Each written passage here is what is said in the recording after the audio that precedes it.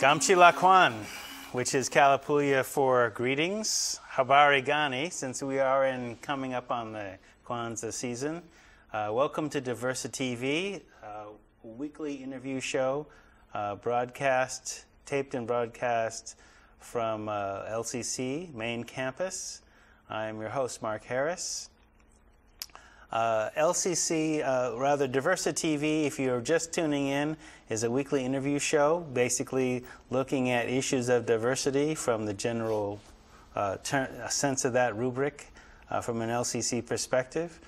Our mission, and we choose to accept it, is to illuminate everyday diversity issues and give the mic and the camera to those who don't always get it. So if you're just tuning in, welcome. And if you're part of our growing legion of fans, welcome back.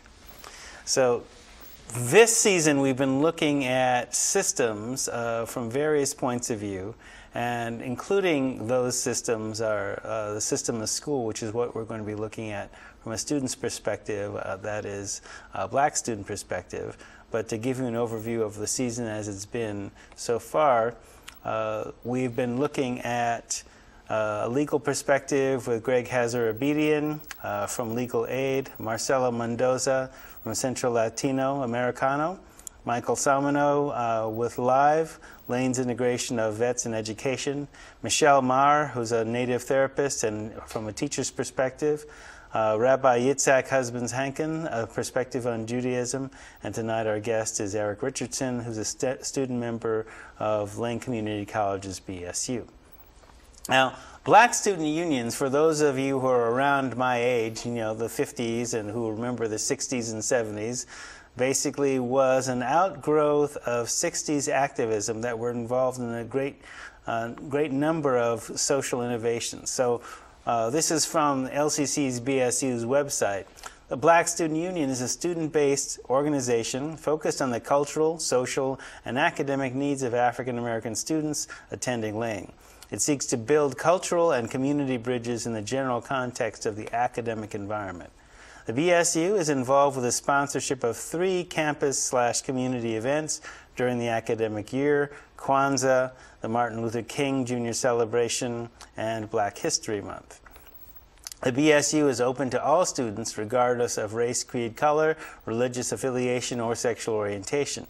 Membership in the BSU requires a commitment to the mission of the BSU. The BSU is committed to the development of cross-cultural ties with all groups on campus and in the community at large. The office is located in the Multicultural Center, which is room 201 in Building 1, or contact Greg Evans and also myself or Marva Solomon in the counseling department. Now, the BSU's constitution is based on the Nguzo Saba, or 7 Principles of Blackness, created by Maulana Ron Karenga in 1965. Which is part of a larger construct called Kawaida, which speaks of 7 levels of culture, 7 products of culture, and the 7 principles of blackness as an organizing principle for Africans in America.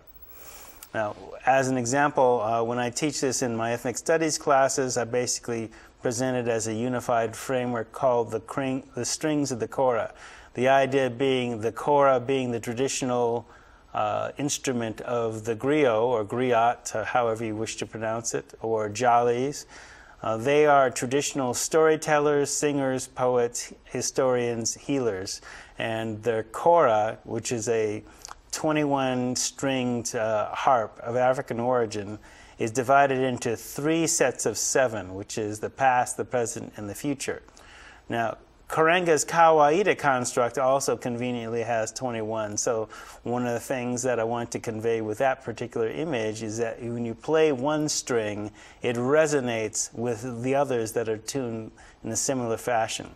So if you apply this as kind of like the 7 principles of Umoja, Kujichagulia, Ujima, Ujama, Nia, Kuumba, Imani, with the 7 levels of action: individual, informal, group, organization, institution, community, nation, and globe, and the 7 products of culture: history, psychology, creative arts and sciences, politics, spirituality, economics, and social organization. then when you combine those with those 7 principles of blackness, here we have the Kiswahili words on the left and their English translations on the right within the pyramid. Then we begin to look at also the 7 levels and 7 products. This is from a training called the Institute for African American Mobilization, which kind of ties those concepts all together and shows how they can interrelate in terms of planning. So in terms of tradition and innovation, the innovation is the Kawaida construct. The tradition is African culture. And so the tradition is the global and historical, spiritual, and political analysis. The innovation is how you apply a solution to current problems by analyzing how current problems came to be and looking at past, present, and future solutions. Our guest tonight is well-versed in those kind of conversations, and so based on what we were talking about, or what the students were talking about today in the BSU meeting and our past experiences, I want to welcome Eric. Thank you. So where are you from? Because usually most of us ain't from here. Yeah, well, we're a lot of immigrants around here. Yes. You know, this is a native land, as you pointed out, the Kalapuya. Well, I'm initially from St. Louis, Missouri. I transported out here with my parents back in 1971. They moved out here as a way of getting out of the city during that time. A lot of turmoil, racial tensions and whatnot. And they were friends with many artists and whatnot in the community of different racial backgrounds and beliefs. And they had heard about Oregon out west, where there's a lot of land and a lot of freedom. And so they came out here with a bunch of university students at that time, and several of whom ended up teaching at Lane for a while. But they were part of an actual commune back in that time when they first came to Eugene. So my parents were a little bit of the radical wing of the black community. First of all, when they were in St. Louis, they were part of a black artist group, which really went back to our roots back in the early 60s. And but they were mainly using the tools of music and dance and poetry to relay this new idea of the black man and woman and family, which is really, believe it or not, is a new construct, because, well, or I say it's a rebirth construct, because we have to look at our history of slavery in this country. And so within the last 100 years, you've seen men and women really picking up the pieces and bringing them back together. And so what they were doing with the black artist group in in St. Louis was part of that movement. We've had several people, Julius Hemphill, Oliver Lake, who've went on to travel the globe and press this music up against everyone's ear. And within the music, there's a message. You know, some of the messages are very mystic and affect in mystical ways, you know. So it's not everything that comes out of the past and that is of tradition has a concrete evidence to it. There's, you know, but it affects. So nowadays I'm here in town. I'm very family oriented. So I ended up marrying a woman from Eugene, a black woman, and who was actually adopted into a white family, which is a lot of, you find that a lot in Eugene. Yes, you know? Right. So I've been really having to meld my past with hers, you know, which in itself is a very diverse effort and endeavor. Well, that would certainly be tricky in terms of, you know, coming from, you know, if she had been adopted, right, and raised with a white family who may or may not have had some of the African American survival skills that comes from multi-generations of having to deal with, you know, like I said, when my parents came here, they came here with a purpose in mind. Yeah. You know, they were thinking about the society, how it was moving. You know, they were thinking about the deaths of our prophets, of our leaders, and they really were, in a lot of ways, they were disheartened with how the government was going, and so they felt, to strike out on their own west, so to speak, in Go a lot west, of ways. young Arxenia, huh? Exactly. But the idea was one of consciousness and trying to lead his family, my father, in a different direction, in a conscious way. And so a lot of people move for a lot of different reasons, but it wasn't as though we were moving away from these problems, but we were moving towards new answers. And so we've gone back. Dad has gone back several times to New York to and spread this love of the music and whatnot.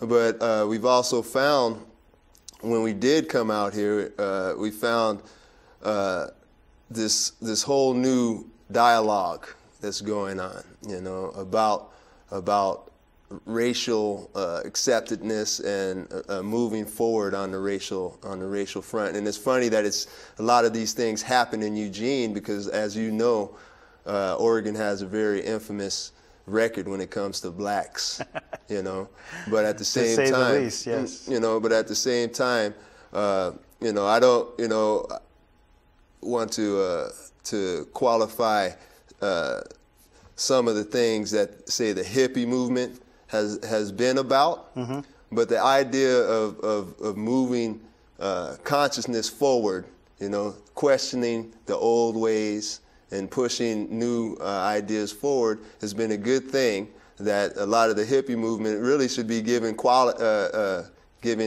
credit for, And so, and when I think of this, he's not necessarily a hippie, but Ken Kesey is a prankster. I bring him up because Ken Kesey and my father were good friends. Right.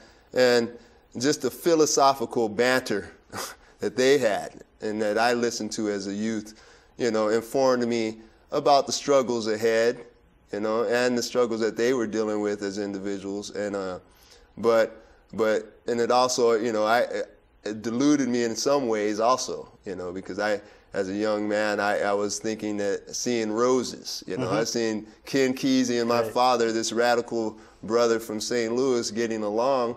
I'm thinking that meant that more people understood the connection. Right. But it really is a personal thing between them. Between those two, and not necessarily systemic yet. Exactly. One of the things that, your father, that I remember your father for, he's still with us among the living, but he was, for a long time, the host for Jazz Sunday or various other jazz programs on KLCC. And so some of the things he'd talk about in between spinning platters, and I think he was around for the beginning of the CD era too, but exactly, because a lot of the old Impulse stuff in particular, that I'm... Even though he wouldn't play the CDs, he would continually play the records. Right. Because a lot of the records, some of the CDs, they would come out without the full liner notes and whatnot. Exactly. And so there's a lot of this is our history. It's really a really short period of time that I feel that there was some really strong genius that came out of the black community, during from the 30s through the 60s, and surrounding our music. And as a player yourself, in the interest of full disclosure, your instrument is? String bass. Okay. I play upright bass, and that's just a hobby, to tell you the truth. But like you were talking about the griots and our African heritage is something that, even though I'm not as schooled in the nomenclature or what we may call my spirit has been trained in the idea of teaching and the idea of reaching back into our culture and learning for myself, and then also trying to pass that information along. And so the music has always been part of that for me. And like I said, some of my greatest teachers never spoke English, because they played music, and their way of speaking was through the music. And so that gives me a belief in a higher spirit that comes not necessarily through the voice or through physical manifestations, but that actually exists, though. And that's why I call music the invisible art, one of the invisible arts. But it has a very strong effect on the physical world, even though you can't see it. So we're getting back to this idea of Eugene and being black in Eugene. In Eugene, in a place where, quite frankly, Eugene is probably a major cultural center in terms of having the University of Oregon, kind of like the flagship university for the state, being, the flagship university in the state that was created to exclude free black citizens, residing in a city where it was perfectly legal to keep black citizens from living within the city limits. The university being part and parcel. One could say, the Ku Klux Klan being run of Eugene, being run out of the University of Oregon, and all that implies in sort of, not only just training the future lawyers and legislators and bankers and commerce people, but also looking at how that influences the community subtly in terms of, all right, well, there's not necessarily a cultural center to coalesce around. So here, the Richardsons move out from St. Louis to... Well, that's what I feel here. There's a dissipation of one's force when you come here. And that may be for anybody who has a strong heritage. Yes.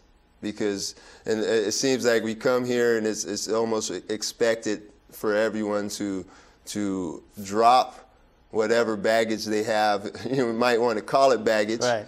But and become, or a necessity, either way, yeah. And just become the middle ground, and not really stand up for who you are and whatnot. But what happens is that through, like you said, the sports programs, say at the U of O, because this, we have to admit, is one of the biggest attractions to the University of Oregon for people of color. Most of the people of color on the campus, I believe, come from the athletics with the athletic department. Right. So the idea, what happens is that we feed the idea that is a successful route for blacks to go into. If you want to be successful, you can go into athletics. And we also have a strong church community in Eugene, which so it's like a dual headed community. You have an athletic component, and then you have a church component, and then you have the rest of the folks who are neither athletic or church folks, right, who are just regular folks. And really, I've noticed that through the years, being advocates for black people in general has really seems to have dissipated. The whole idea of being pro-black just for black people. And I myself am Afrocentric, and I believe that Africa has much to offer the world that is yet to. What do you mean? But what is your version of Afrocentric? My version of Afrocentric is to understand the reality of Africa's centrality in the human family, and that when they say that they just recently on PBS had the show about Ardipithecus, it's a 4.5 million year old upright hominid from Africa. Australopithecus? No, this is an Ardi. So it's a million years older than Lucy. Okay, all right. Okay, so Lucy for a long time was like the oldest hominid upright biped, and that bipedalism is, the one thing that sets us apart. Right. Supposedly, right? But the reality is that we've been bipedal for millions of years, and so in Africa, and we know that from that time to say 100,000 years ago, that all of the genius, all of the predecessors of modern man were in Africa and developed in Africa, and even Homo sapiens sapiens comes from Africa and leaves Africa as a modern man. So the idea is that we are all African. Ultimately. So yeah. I'm Afrocentric in that I believe that through the ages, racism, and particularly against the black skin, has produced a set of historic truths that in fact untruths, in that we have made Africa into the dark continent, as you well know. It is and to this day, 2009, you're a valiant warrior, trying to get the word out and put the word out there. But to this day, we have yet to acknowledge Africa's place in the world. I was just talking today in a religion class about Saudi Arabia, which Saudi traditionally their women have been, many of the women have been black African women, from time memorial. And I was just making the comment how rich Saudi Arabia is and how strict their version of Islam is. Yeah. And the fact that their strength and their women and their family is an African family. And that you can have famine in Ethiopia. You can have millions of people starve to death. And Saudi Arabia is only 600 miles away. So there's certain truths that are allowed, certain things that are allowed to happen because we are not acknowledging who the African people are. Like there's no necessarily unity even within that African context.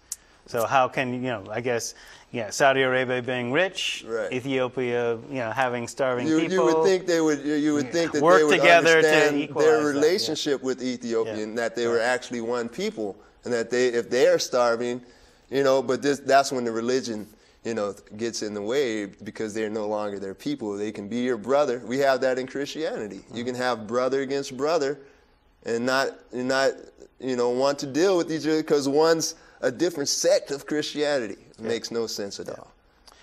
LCC's BSU is one of the oldest, if not the oldest in the state in terms of institutions of higher education. What are some of the things that you feel distinguish it?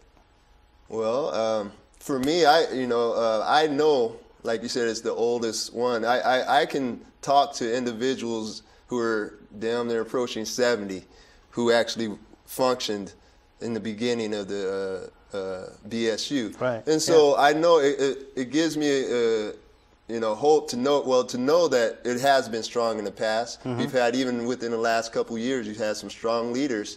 And so to have this entity within the campus is a very positive thing. And my objective this year is to try to let the youth know that this type of thing is there available to them. A lot of kids don't know. They come to college and they're taking their classes, they're doing their thing, and they don't realize that there's organizations that can help prep them for future jobs or whatnot right here on campus that they can take part in. So the fact that we're organized, that's the main thing. Is government building, community building. All these things are needed in the black community in general. So the fact that we have it on campus is a good thing. We'd like to see it more in the community. Yeah, right. What are some of the things the club has been doing in particular? For example, we're recording this the day after World AIDS Day. Right. So, we've had a really big controversy, unfortunately. It's like a two-edged sword, so to speak, because on one hand, we're getting to bring up this issue, and on the other hand, it's causing division within our organization. And the issue is not AIDS, but it has to do with one's lifestyle. Mm-hmm. It so happens that our president for the last 2 years, who's done an outstanding job, but who our president is bisexual and transgender. He'd like to and out. Right. Which I hear, as far as I hear, when he began his first term as president, he wasn't as out. Mm-hmm. And so many people didn't know where he stood. And so over the last 2 years, he's come out more, and he's really been vocal and active in supporting lesbian, gay, bi, transgender community. And so he's had several events. And but I guess I wasn't part of the group at this time, but last year there was a falling out over the spending of BSU funds to support the gay rights agenda. Or what was I guess what was, being that I was around, or what was purported to be the gay rights agenda. So, for example, I mean, with respect to World AIDS Day, Black Americans account for more HIV and AIDS cases, people estimated to be living with AIDS, and HIV-related deaths than any other racial group in the United States. Right. Today, Black Americans make up 12% of the U.S. population, but account for half of all new AIDS cases. Right, and that's what I found most troubling when I heard about this, is that the fact that as soon as a brother stood up and was communicating openly about who he was, the community shut him down, really rejected him. And so this lack of communication within the community is a problem, because and may be leading to more infection, and because people are not wanting to be known about their lifestyle, and so I don't know, but it just seems that this lack of communication is not healthy in this situation when we are dealing with an epidemic like that. And not only, I mean, in the interest of full disclosure, since I am one of the co-advisors, and also because of my work with substance abuse and HIV, and the reason that the addictions field even got into HIV and placing it within a Black context. So let's look at the realities. Okay, and the realities are the majority of cases in Africa are heterosexual transmission. Okay, in the Black community, the majority of the cases are heterosexual transmission.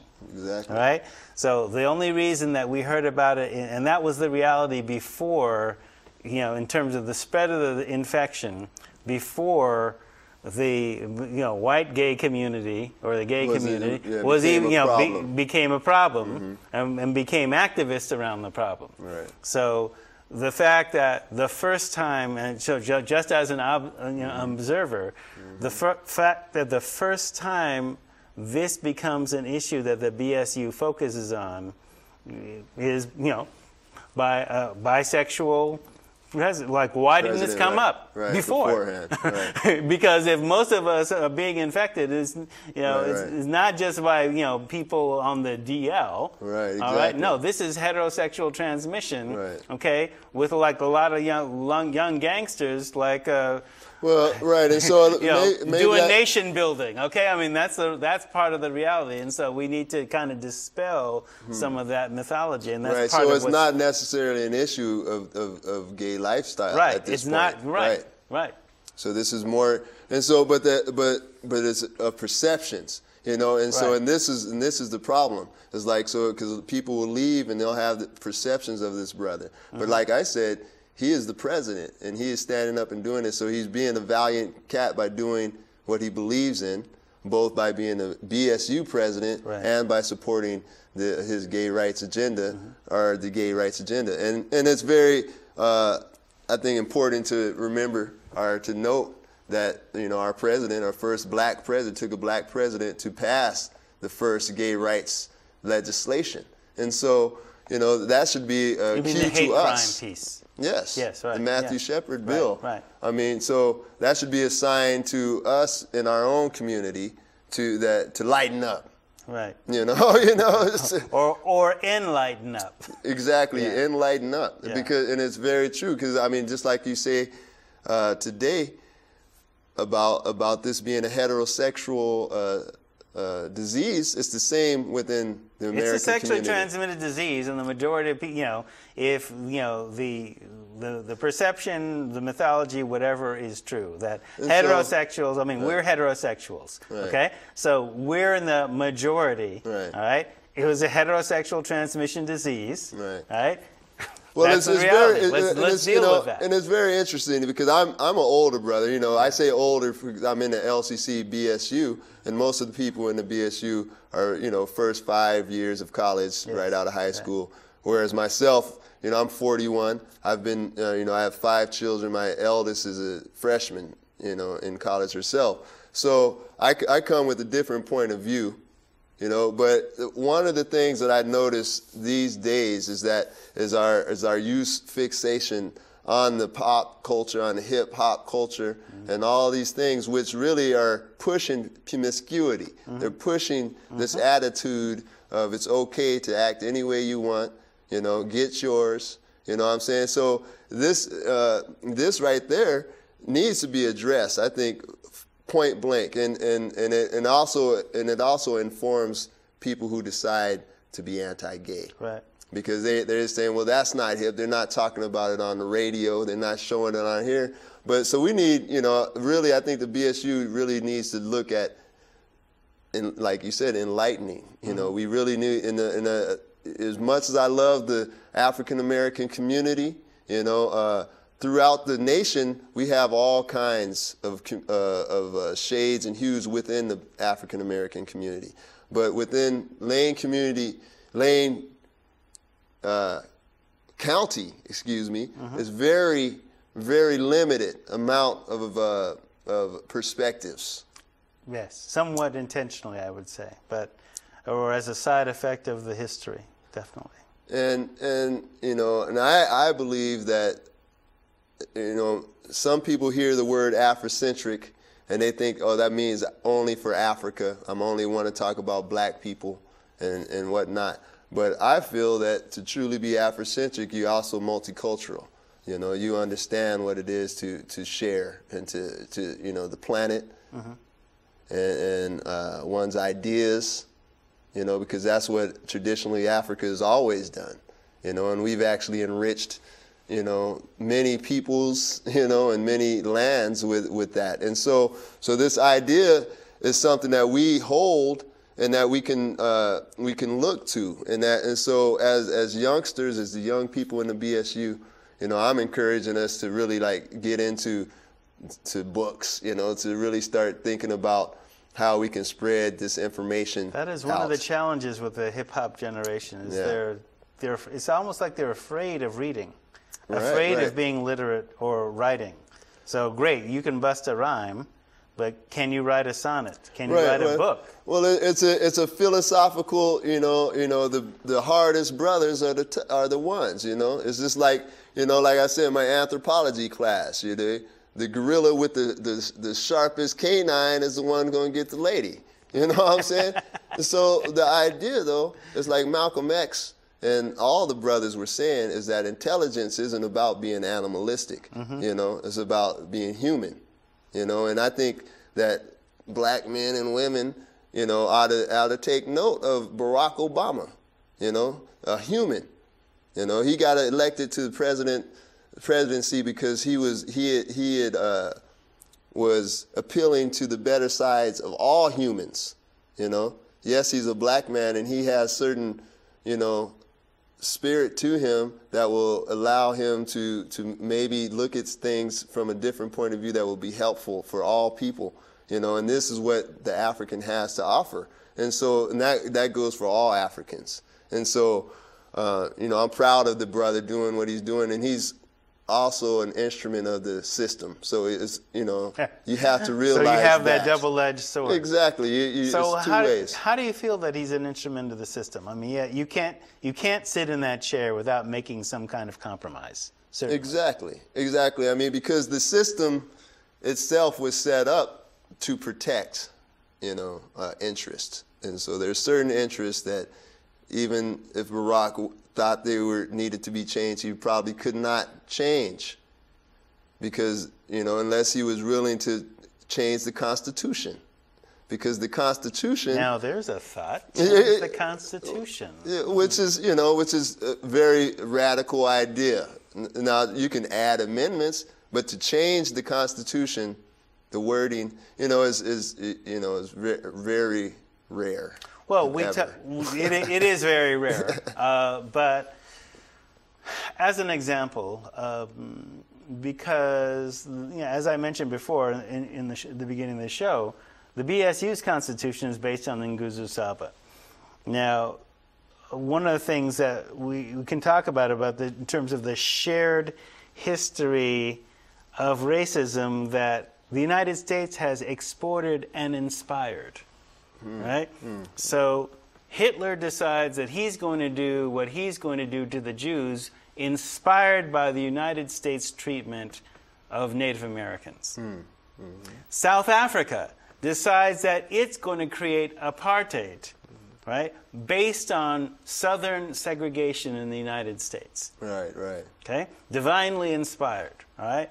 And so when they do that and create that, and the United States supports them, supported them as, and I'm talking about Nazi Germany too. Right, right. Where you had major U.S. corporations who were openly doing business with Nazi Germany, right? With the full knowledge of the government, who actually passed an executive order to maybe confiscate the German side, but leave the American side intact, right? And still operating, right? While imprisoning Japanese people just because of their ancestry. So that piece, plus then looking at South Africa and rewriting their constitution to outlaw forms of discrimination, as a model that we could look at, because they did have a long history of racism, and in terms of building a unity, based on knowing the law. Yes, a constitution is difficult, but their constitution was based on discrimination, and it changed peacefully. Well, see, that's what's so, getting back to this idea of duality, is that America is that way also. Yes. On the one hand, it has this. I was talking to my son the other night about it, the language in the Constitution, and the sentiment, the spirit, not the letter, but the spirit of the Constitution really had its birth in the anti-slavery movement, which preceded the Constitutional Convention.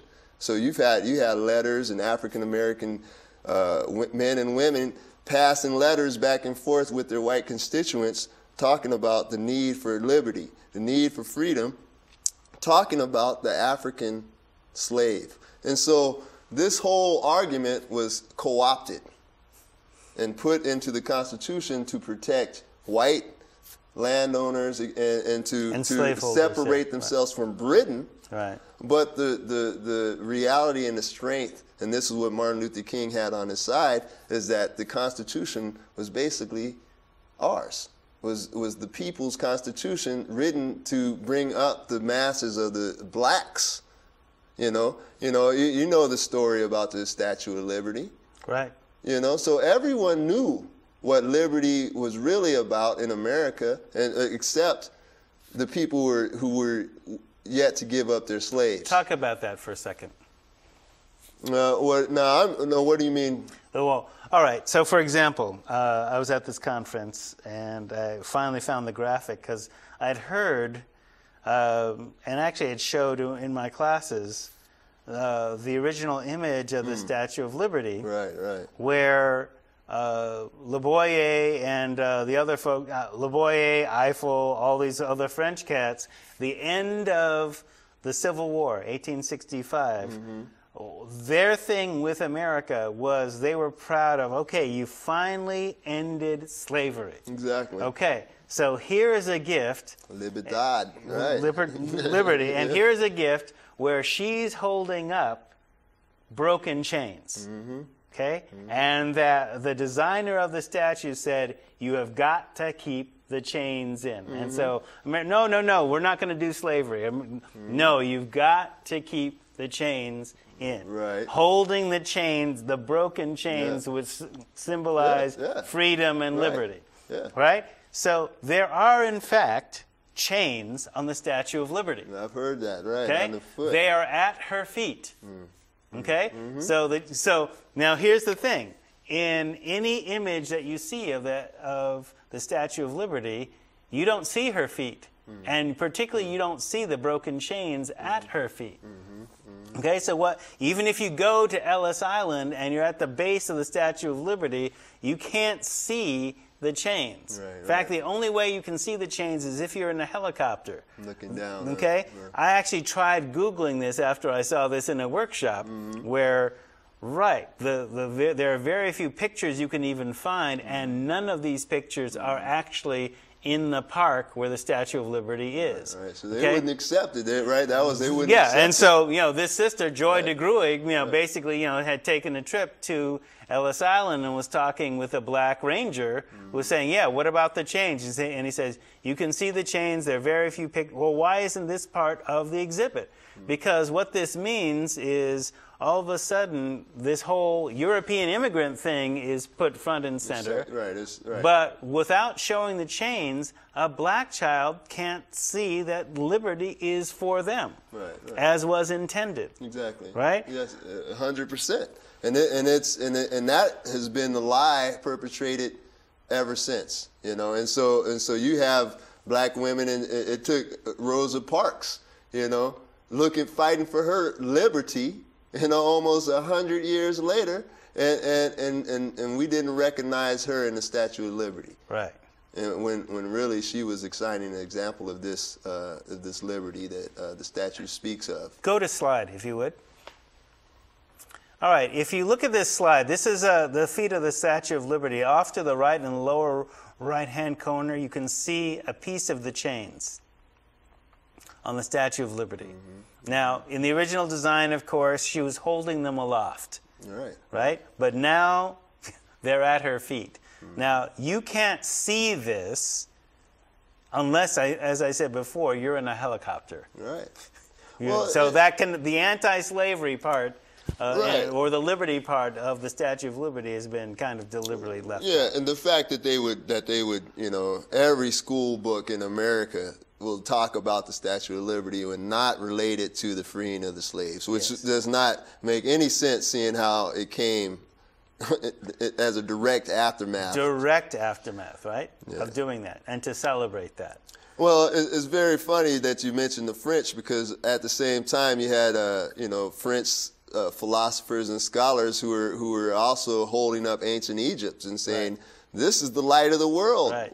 Everyone look. Yes. But, of course, that got swept under the rug also. Oh, yes. Right. But I think one of the things that BSU is doing this year that I hope we can follow through on is you gave me a book list, and there's plenty of very articulate and well-versed historians, archaeologists, folklorists of African descent, and whose books are available, but they may not be available at our library, or at the public library, or at the local school library. So our idea is to really try to get these books out into the community. And one of the main things that I saw on your book list was this concentration on Kemet, on knowing about ancient Egypt, which we call Kemet. And like in every class that I've studied this term, I've taken religion, I've taken anthropology, I took world or archaeology last term. In every one of those classes, I could have benefited from having some Diop. Some Shake on to Diop. Some J.A. Rogers. All these people, all these scholars look at the question that any of our classes are teaching out here at Lane from an African point of view. And my mission would be to say these scholars need to be right next to the textbooks. Yes. As references, just so that when you write a paper, you have the full view. It's not just one view. Some teachers might not, appreciate that. I'm not sure, but it seemed like it would be good to have a lot more reference material that calls to mind Africa's contribution to the world, and I see that lacking. Right. It might be time to. Because I made reference that LCC is one of the oldest, if not the oldest, BSU in the state. Part of the student activism shortly after your parents arrived here, with Bobby Edwards and a few other folks, that have gone on. But basically, it was student pressure that led to a Black Studies department, and then Ethnic Studies department, and then Women's Studies department, i.e. interdisciplinary studies, and even with increasing enrollment, it was axed.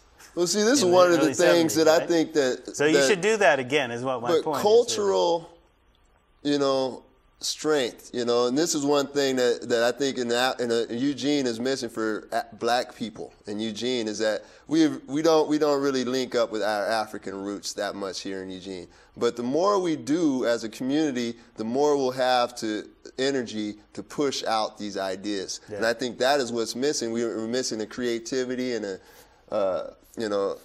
initiative that will make us want people to know more about our history. Yes. And I think I'm excited about it. And one of the things that I did get this year from coming to Lane was running up against the Native American Student Organization. Mm-hmm. And I'm very, very impressed with them, because they are about recapturing traditions. You may have Christians, you may have people who believe their native beliefs, but they're all coming together to rescue their culture. And as African people, we too are traditional indigenous people who have been taken here. And so we have an indigenous culture that we need to look after also. And I think that's one of the things that's missing, that will also give us strength if we look for it. Yeah, it seems like there's very little actual belief in that. I mean, the irony that has always struck me about living in Eugene is that it often seemed like, white hippies were more into African culture and African music, or even Native American. Right. You have the white folks upholding Native American being native. Like they're saying. I forgot what brother called it, but for a while they were hobbyists. They would do it as a hobby. Right. But the idea is that eventually it's seeping in. And so, but my thing is that yes, in Eugene you see a lot of progressive white folks, and maybe you see, as an African person, you feel like, well, if I embrace my African past and do this, then I'm going to be getting closer to these people, these progressive white folks who are doing that also. But what's wrong with that? Is there a problem with white folks learning African dance? I mean, or is there a problem with Americans learning African dance because that's some old, tradition that we've moved on from, And so this is the kind of thing that I don't see. I know we have a lot of African dance and a lot of African cultural things happening in town, but not many African American people participating in them. Not and here. So, right. Yeah, and I think this is something that could use, more input, and you're doing your bit, and coming to the LCC and seeing what's happening in the organizations has been encouraging, because there's things that can be done. It's just a matter of getting people behind them, and we have to be strong about these things and not fickle, like I said, if we have problems with someone in our own community about something, we should be able to talk about it and work it out, and maybe even change our positions. So these are where we're at. We have to move forward. President Obama and his pastor. Mm-hmm. I'm sure the brother still loves his pastor, but it's just a matter. It's a matter of accommodation. He's had to distance himself. Yeah, it's a matter of accommodation, because there's some things that as a black man, he may be able to understand, but as the President of the United States, he has to also understand everyone's point of view. And that's what I'm saying. He may be the president, but you are a man, and I'm a man. She's a woman. We are all leaders, and so you all have to understand everyone's point of view. So it's not about, oh, he's doing that, he's the president. No, it's just about leadership. It's just about being right, And so I think, not that, what was the brother's name? The Reverend? Reverend Wright. It's not Jeremiah the Reverend Wright was wrong, Reverend Wright. No, there are a lot of people that believe, you know. No, Reverend Wright. I believe in Reverend Wright. He's a very strong and articulate brother. But I think it's the language. You know, the times have changed, and the African spirit, in order to affect, has to change. You know, and I think a lot of the hip hop culture and a lot of what that's based on is something that's old. It's something out of the 70s. You know, a lot of brothers were disgruntled in the 70s, didn't have no job, you know, couldn't get no job, you know, and in the city, you know, living hard. That kind of reality, yeah, that was happening in the city. And that came around in the 90s too. But crack, all these things. All that, right. We're talking about what's happening in the inner city. But instead of having brothers who have an opportunity to educate themselves and to move ahead and go back to the inner city to make a difference, instead of having them act like they're in the inner city and just, you know, doing whatever they want. Yeah, in a town that was never allowed to have an inner city. The town is an education unit. Yeah, right. You can get your education in Eugene done. And then if you want to get out to the world, come talk to Mark. Little town. But the thing is that we have to take it serious, you know, as people and as youth, you know. Young man, you know, you're going to grow up and have a son. You're going to be playing hip hop for your son your whole life, or you're going to be able to tell him about some other types of classical African music or world music, you know. And, you know, African people can be found in every country in the world. Well, you mentioned Diop. So, I mean, classical African scientists and African-American scientists. So we're not just basketball players and entertainers. No. We're also scientists, as well as politicians, as well as social activists, as well as preachers. I mean, and the main thing that we need to get over is consumers. And that we are consumers of the radio, we're consumers of TV, we're consumers of fashion, you know. But we need to become consumers of our own past and our own history and really start thinking about our ancestors. I think that's one thing that the Native American brothers, you know, they like I said, they may have different religious beliefs and traditions, but they all agree on respecting the ancestors.